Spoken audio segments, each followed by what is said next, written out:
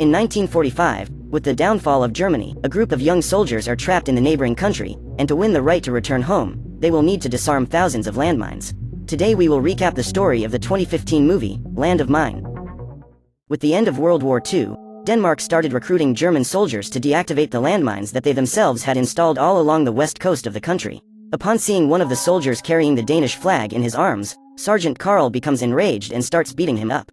Like all Danes, the man hates the Germans and does not feel the slightest compassion for them. After this episode of gratuitous violence, the sergeant moves on to his next assignment, to lead a group of young Germans who are to clear all the mines off the coast of Ringkøbing. Captain Ebbe Jensen is the first to welcome the German soldiers and explains that there are more than 2 million landmines scattered along the west coast of Denmark. If they were to return home, the German soldiers will have to deactivate all of them without being blown up. Therefore, they need to train before they actually start their mission to deactivate the mines. Helmut is the first to put his life at risk, but fortunately he is able to open the mine and deactivate it with some ease. Next it is the turn of Wilhelm who, despite being quite frightened, manages to successfully accomplish his mission. Ernst is next, and soon after his twin brother. All of them manage to get away unscathed, but the tension between the soldiers increases when the first one accidentally blows himself up while trying to deactivate a bomb. After training, a group of young men are sent to work with Sergeant Karl. When he sees the boys, the man orders them to form a line and report in. Immediately, the young men discover that their superior is a great executioner. As their official mission, the soldiers need to disarm 45,000 mines that are buried on that beach. When the place is completely safe and bomb-free, the soldiers can return home. If they can disarm 6 mines per hour without being blown up, in just 3 months they will have completed their goal and will be free. To make the young soldiers work easier, Sergeant Karl gives them a map that indicates exactly where each mine is.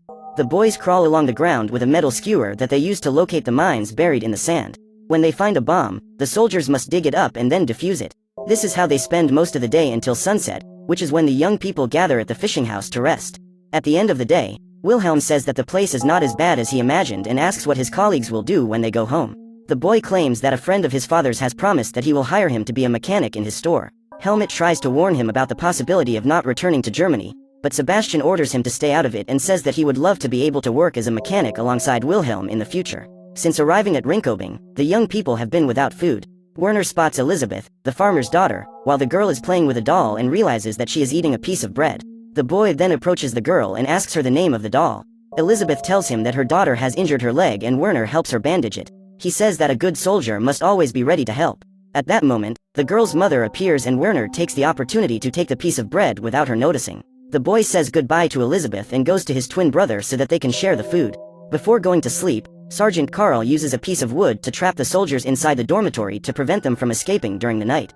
Day after day, they continue working hard to finish collecting the bombs.